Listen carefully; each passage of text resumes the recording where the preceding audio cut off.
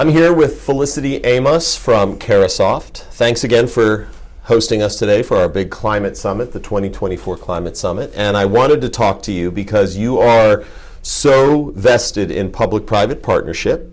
And we know that aside from Carahsoft being a distributor, reseller, a partner to the federal government, you and I over the years have always talked about how important it is to have that relationship between government and industry and academia, and we kind of did that today. But can you talk a little bit how important this kind of event to you is and how it helps you feel, how you feel it helps move the needle on the government and that partnership so needed?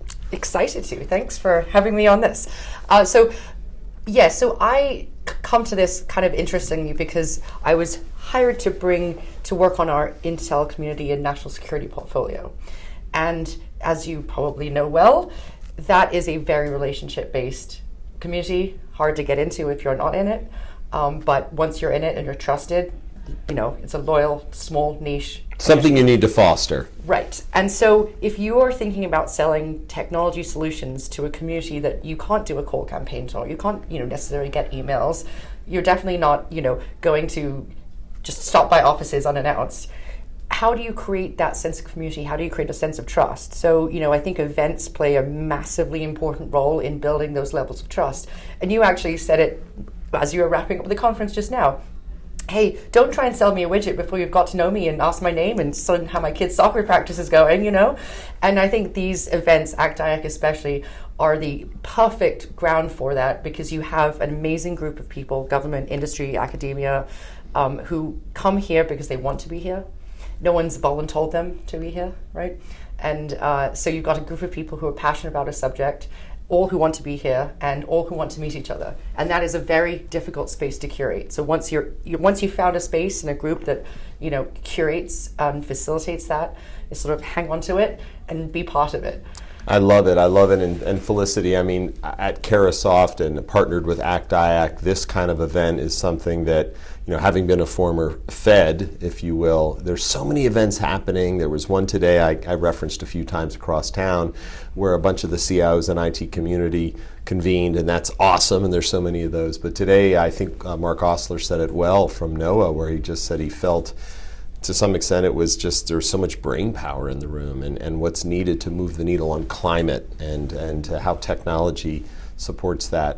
It's so important to have these types of events, and Carahsoft as our host, partner to ACT-IAC but also to government, pretty amazing. So, do you walk away today with anything kind of compelling or enlightening when it comes to the climate discussion? Yes, I think that I like to come to these even though I don't necessarily support a portfolio of companies doing green tech. But I think we should all really care about the climate, right? So I think everyone should be here.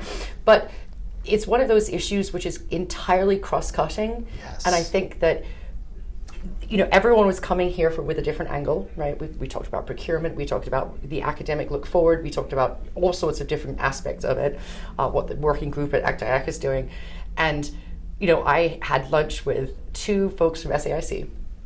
One runs an innovation dojo, and her background is, agile, and the other is the chief climate scientist. And we got into talking about my background, which is, I started in climate change actually, and then I moved into conflict resolution work. And bizarrely, at the end of the day, all those pieces were wrapped up, and that luncheon, we had basically an idea for next year's panel. We had two amazing panel ideas for next year's conference.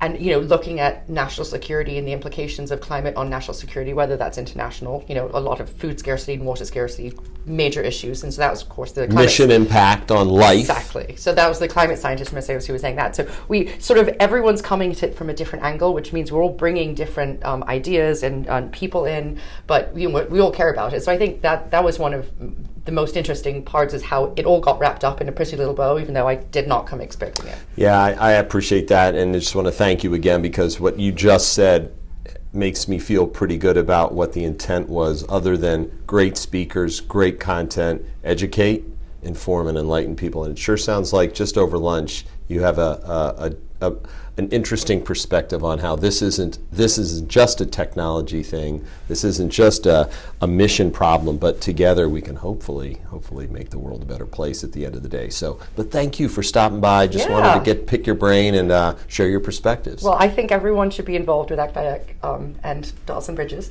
Oh, wow. But I do think so. I think there's a few people out there. You and I think hopefully are two of them, and we attract others who are connectors, and we like to connect the dots and make the bridges. And working on these things like these, putting a panel, a conference together like this, like that's what moved the needle, right? You get to work with govies, industry alike, and no one's getting paid to do it. You're just doing it because it's the right thing to do, and you might make a friend along the way, and then 6 months later you might make a sale. I love it. Mission matters, passion, and people. But thank you, and I will see you again soon. Thanks, Pete. Okay, so Pleasure much. as always. All right. Yep.